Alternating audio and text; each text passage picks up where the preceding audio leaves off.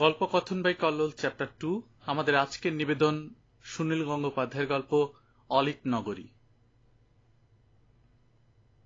শেষ রাত্রি, ভোর আর সকালের মধ্যে ঠিক কতটা যে পার্থক্য তা অনুভব করেছি জীবনে কদিন। ভোর খুব সুন্দর, তার স্মৃতি আছে, কবিতায় বর্ণনা করতে পারি, কিন্তু অধিকাংশ দিনেই ঘুম ভাঙে কটকটে রোদ ওঠার পরে। খবরের কাগজ আছে 7:10, সেটা সকাল, তার 1 ঘন্টা আগে ভোর। তা বলে 4:45 নিশ্চয়ই শেষ রাত্রি, এরকম ধারণা ছিল। হঠাৎ মধ্য সেপ্টেম্বরে একদিন অসময়ে জেগে উঠলুম। সাধারণ চোখ মেলে পাশ ফেরা নয়, চোখ একেবারে ঘুম শূন্য। কে যেন আমাকে ডেকে বলল, বাইরে এসো। পাজামা ছেড়ে দ্রুত জাঙ্গিয়া প্যান্ট শার্ট পরে রবারের চপ্পল পায়ে গলিয়ে ব্যস্তভাবে নেমে এলুম সিঁড়ি দিয়ে, যেন আমার কোনো জরুরি অ্যাপয়েন্টমেন্ট আছে। পূবের আকাশে সূর্য নেই, কিন্তু লেবু রঙের আলো ফুটে উঠেছে। তাহলে এটা শেষ রাত্রি না ভোর? ব্রাহ্ম মুহূর্ত বলে একটা গাল ভরা শব্দ ছেলেবেলায় শুনেছি। এরই মধ্যে রাস্তায় বিভিন্ন বয়সী পুরুষ বেরিয়েছে, স্ত্রীলোকেরা আছে, টাটকা সবজি ভর্তি ঠেলাগাড়ি ছুটছে প্রাণপণে। আমি না জাগলেও প্রত্যেকদিন এই সময়ের মধ্যে শহর জেগে ওঠে। এত মানুষ! মন্দিরের মতো কাঁসর বাজিয়ে একটা ট্রাম ঠিক আমার সামনে এসে দাঁড়ালো। আমারই জন্য এই ট্রামটা এইমাত্র এখানে এলো, তাতে সন্দেহ কি? উঠে পড়লুম। আমার পকেটে গত দিনের 2 খানা 2 টাকার লাল নোট। নতুন টাকা পয়সা নেয়ার কথা মনে পড়েনি। কন্ডাক্টর আসতেই তার দিকে বাড়িয়ে দিলুম একটি নোট। সে জিজ্ঞেস করল, পার্ক স্ট্রিট? কেন নিজের থেকেই বলল এই কথা? আমাকে অন্য কোনো মানুষ বলে ভুল করেছে? তাহলে আমাকে পার্ক স্ট্রিটে যেতে হয়। কন্ডাক্টরটির গালে মেহেদি লাগানো, কমলা রঙের দাড়ি। এত সকালে কে পার্ক স্ট্রিটে যায়? ট্রামটা এত জোরে ছুটছে যেন মাঝখানে অন্য কোথাও থামবে না। এই সময় ফুটপাতে অনেক ফুল পড়ে থাকে। পার্ক সার্কাসের মোড়ে নেমে আমি হাঁটতে লাগলুম পুরনো কবরখানার পাশ দিয়ে। আমি ছাড়া আর কোনো যাত্রী এখানে নামল না কেন? ফুটপাথে লাগানো হয়েছে নতুন কয়েকটা ফুলের গাছ। একটা ভিখিরি পরিবার এরই মধ্যে কাঠের আগুনে রান্না চাপিয়েছে। খিচুড়ির গন্ধ। এত ভোরে ওরা খায়?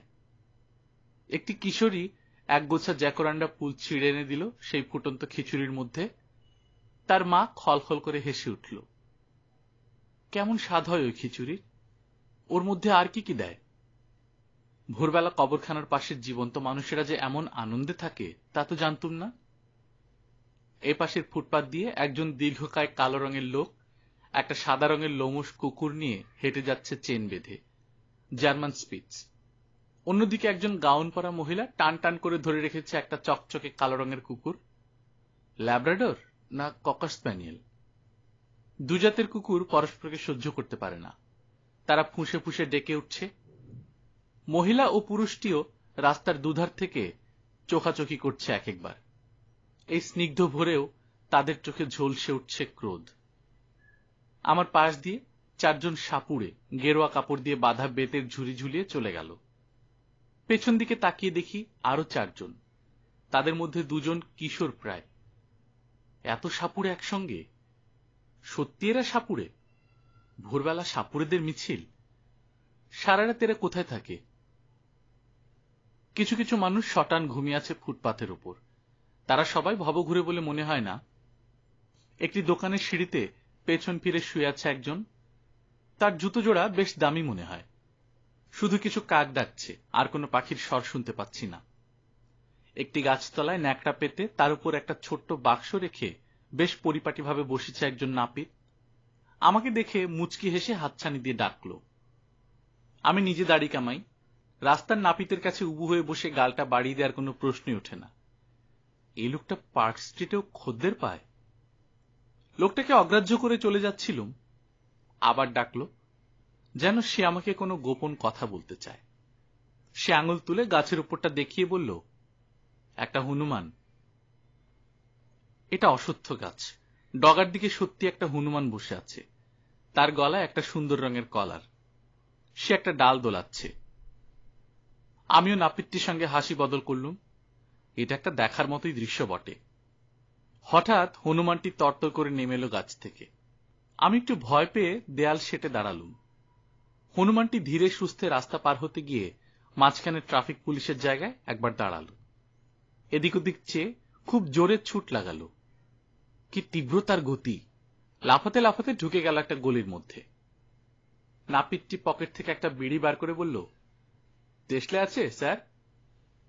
আমি লাইটারটি তার হাতে না দিয়ে মুখের সামনে জেলে দিলুম কৃতজ্ঞ ভঙ্গিতে। সেই ধোয়ার গন্ধে আমার গলাটা আনচান করলেও চা খাওয়ার আগে আমি ধূমপান করি না। অবিকল যেন আমার মনের কথাটি বুঝতে পেরে সে বলল, আর একটু এগিয়ে দেখুন, চা পাবেন। তার কথার সুর শুনে মনে হয় যেন সে আমার বাবা ঠাকুরদাকেও চেনে। কালো কুকুর সমেত গাউন পরা মহিলাটি তাড়াতাড়িতে ব্রা না পরেই বেরিয়েছে। এরকম তো হতেই পারে, ভোরবেলা কে আর সাজগোজ করে। কিন্তু মহিলাটির ঠোঁটে চড়া লিপস্টিক, একটু ঝুঁকলেই তার বর্তুল স্তনদয় দোলে। এখন রাঙা আলোয় তার মুখখানা রক্তিম। কালো লম্বা লোকটিও দাঁড়িয়ে পড়েছে উল্টো দিকের ফুটপাতে।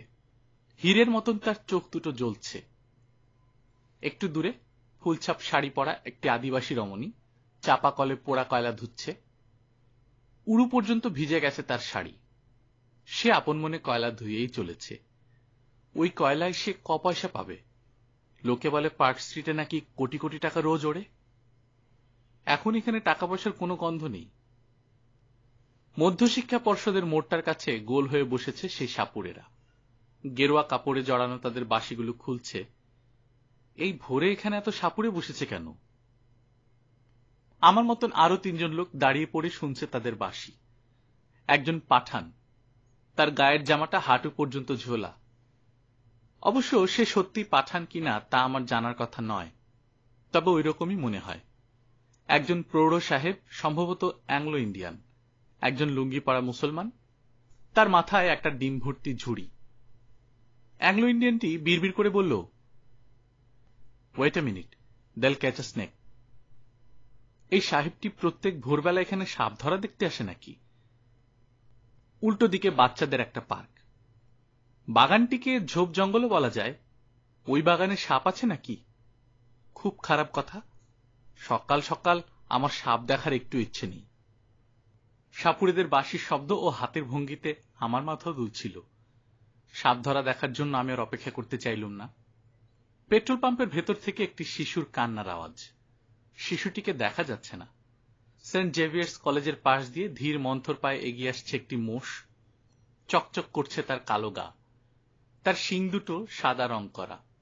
ওই রংটুকু না থাকলে মনে হতো সে এইমাত্র কোনো জঙ্গল থেকে বেরিয়ে এসেছে। একটি দুটি গাড়ি যাচ্ছে রাস্তা দিয়ে। ছোট একটা মরিস মাইনর গাড়ি এসে থামল ফুটপাত ঘেঁষে। ধুতি পাঞ্জাবি পরা এক সম্ভ্রান্ত প্রৌঢ় নামলেন সেই গাড়ি থেকে। তার মুখ নাক অনেকটা অহিন্দ্র চৌধুরীর মতন।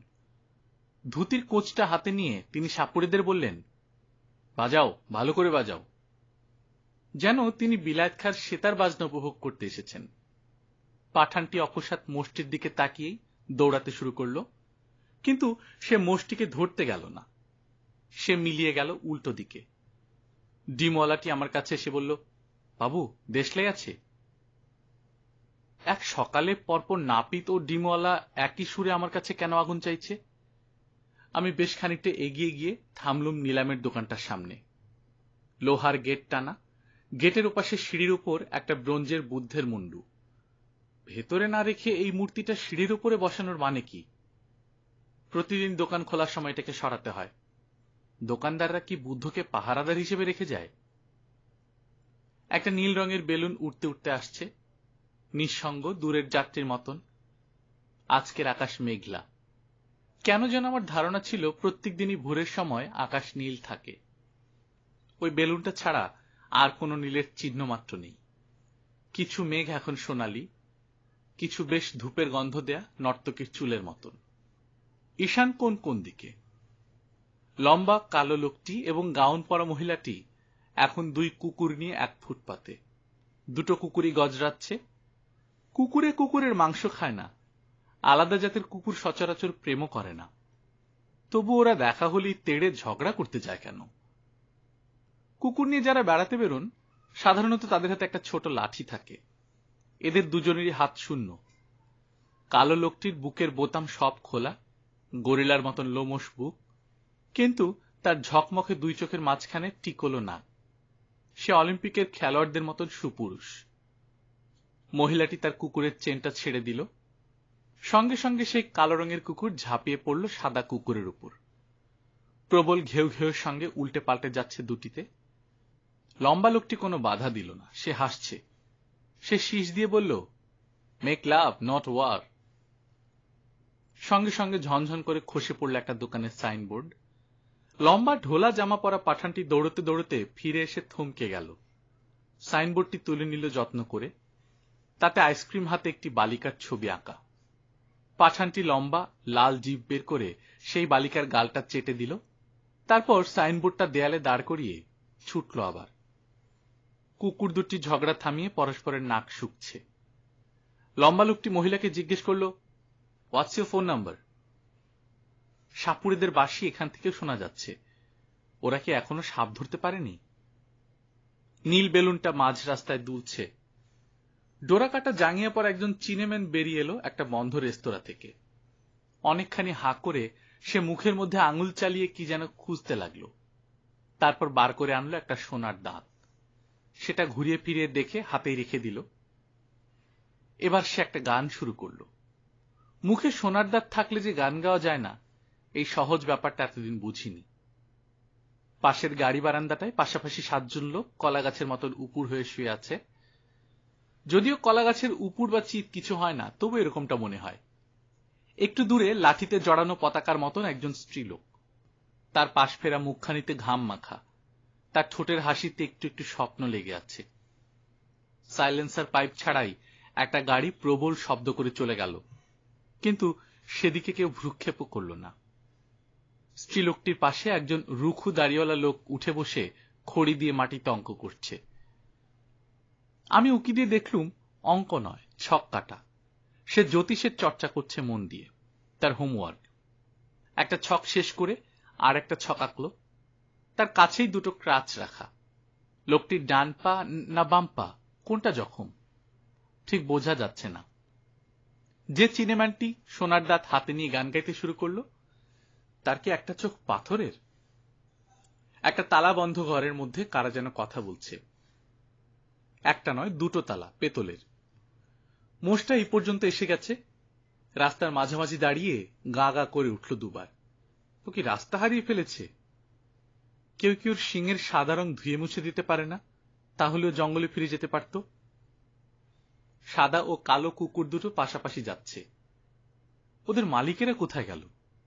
অন্যদিকে আরেকজন গোলগাল লোকের সঙ্গে দুটি অ্যালসেশিয়ান, তারা এদের গ্রাহ্যই করছে না। গোলগাল লোকটির পাজামার উপর ফতুয়া পরা, মাথায় একটাও চুল নেই।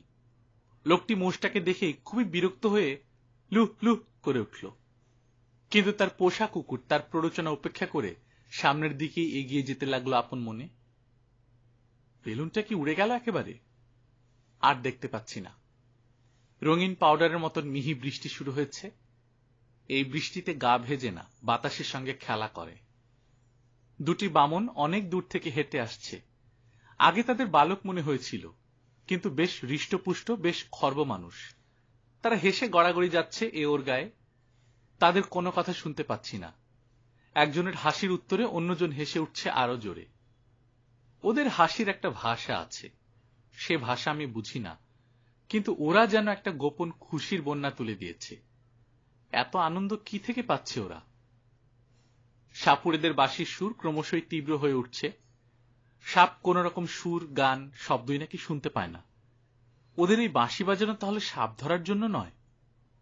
ওরা এখানকার মানুষদের ওই বাঁশির সুর শুনিয়ে রোজ জাগায়?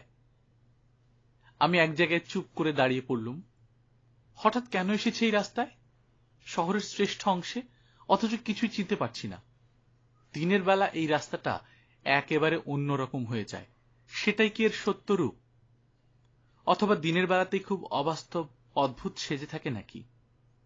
গাউন পরা মহিলাটি আর কালো পুরুষটি কোথায় অদৃশ্য হয়ে গেল? কুকুর দুটো খেলা করছে, কালো ও সাদা, সাদা ও কালো, ঠিক যেন দুটো ঢেউ। মাথায় কি একটা লাগতেই চমকে উঠলুম। সেই নীল বেলুনটা কখন নেমে এসেছে, আমার গালে আর চুলে আদর করছে। তাহলে এই বেলুনটার সঙ্গে আমার অ্যাপয়েন্টমেন্ট ছিল। বেলুনটার গায়ে লেখা ওয়েলকাম। গল্পকথন বাই কল্লোল চ্যাপ্টার 2তে আপনারা শুনছিলেন সুনীল গঙ্গোপাধ্যায়ের গল্প অলিক নগরী। আমরা নিয়মিত গল্প পাঠ করে শোনাচ্ছি। আপনারা যারা প্রথমবার মতো আছেন কাইন্ডলি সাবস্ক্রাইব করে নেবেন। গল্প পাঠ ভালো লাগলে বন্ধুদের সাথে শেয়ার করবেন। নিজে ভালো থাকবেন, আশেপাশের লোকজনকে ভালো রাখবেন। টাটা।